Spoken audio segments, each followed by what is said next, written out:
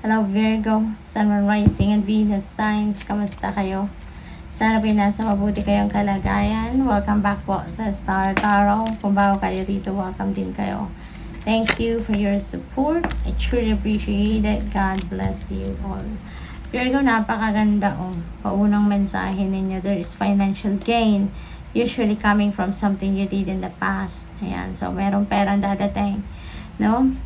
This could be something na baka return of investment niyo to. Ngayong kikita na yung investment niyo or baka pwede rin na nagbenta kayo ng property rito, no? At kaya ayun, ang kikitain niyo from that sale of property. Pwedeng ganun din ang ganap dito, no? Or baka matagal nyo na tong sahod, no? Sa trabaho. Tas ngayon lang kayo mabibigyan ng bayad. Pwedeng ganun. Family wishes come true. Ano yung mga wish ng inyong pamilya, no? Ngayon, matutupad na or bibigyan na sa inyo ng universe, kaya napakasaya ninyo, pati na rin ang buo ninyong pamilya. We have goldfish. Wow, increase in material wealth or spiritual growth. Either way, napakagandang biyaya ito. Kung sa pera, ayan, meron dadating, no? May financial gain dito, material wealth.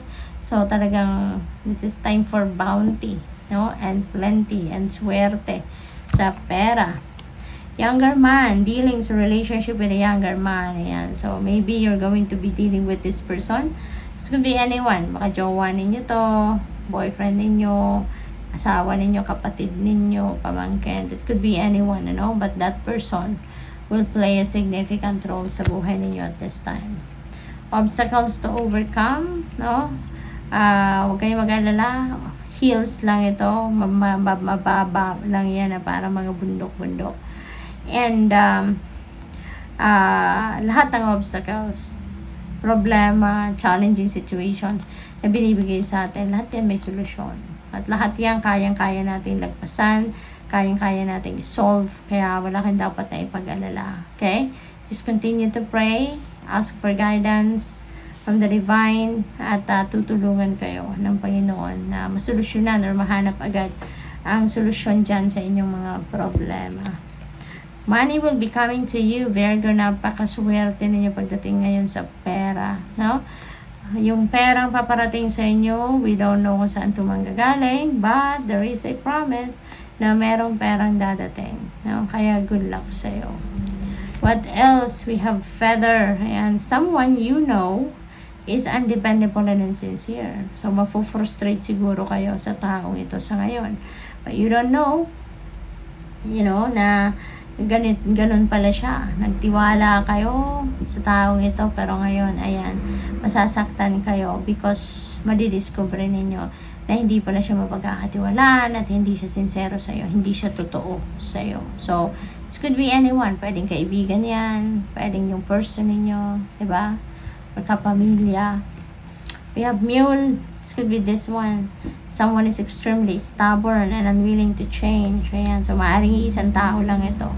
Kaya as much as possible, wag kayong papa-apekto, no, sa mga taong ito in a negative way. Dahil napakagaganda ng mga messages na to sa inyo, ng mga energies na yan. At this might sabotage you. Diba? Instead na ito yung makukuha ninyo, baka mas mabibisit kayo, mas marami pang bagay na kakabisita ninyo maaaring mangyari. Kaya wag ninyong hayaan na mag-rain ang galit, ang inis, ang pagkabwisit. Kaya dead man na lang kayo dito at mag-focus kayo sa positive energy, positive feelings and emotions and thoughts para itong swerteng ito ang dumating. You have stuff you will be taking care of in difficult times. Okay? I-offer nyo na lang sa universe, no? And the rest of your spirit team, mga energies na ito, mga pangyayaring yan, no? Bahala na si God. Mountain Road, you are on the road to success. Napakaganda. And it feels like to me na this is financial success, no? Material success. So, pwede rin na sa trabaho ninyo kung mayroon kayong pinagkakaabalahan, baka may special task na binigay sa'yo, maaaring yan din ang pagtatagumpayan ninyo. Reconciliation, napakaganda. Kung meron kayong pag-aaway, hindi pagkakaintindihan with someone sa ngayon, no? May chance na mag-reconcile na kayo. May chance na magkakabati na kayo, magkakausap na kayo, at mapapatch up na ninyo kung ano man ang hindi ninyo pagkakaintindihan. Compliments from an admirer. Ayan. So, merong dito, tagahanga kayo, at maaring hindi ninyo to alam, no, na tagahanga mo to. Pero ngayon, mapi-figure out mo na ba? Diba? Merong nag-admire pala sa'yo rito dahil dito sa mabibisto mo siya because of the compliments. You have chair field, someone new is entering your life. Okay? So, meron ditong bagong tao na magiging parte ng buhay ninyo, papasok, no?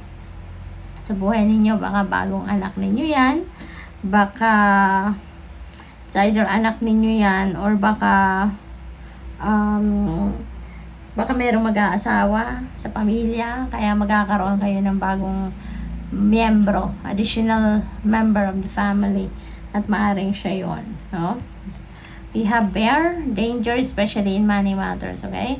So, monitor ninyo ang inyong pera, no? Ang inyong kaperahan, yung budget ninyo. Make sure na paandarin ninyo dito yung inyong financial discipline, at saka monitor ninyo yung in and out, no, ng inyong pera. Alright? Lagi ninyong babantayan ito para sigurado kayo, no, kung saan napupunta ang inyong pera, at para alam ninyo yung kung magkano lang ang gagastusin, diba? Ano yung mga allocation dapat ng inyong pera, yung gano'n. Monitor ninyo, yung gastos.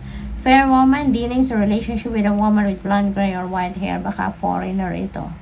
No? Baka asawa ninyo, boss ninyo, nililigawan ninyo, diba? This could be anyone sa buhay ninyo, but this person is going to play significant role sa buhay ninyo at this time. Good luck sa'yo. Thank you for watching. Love and light. Namaste.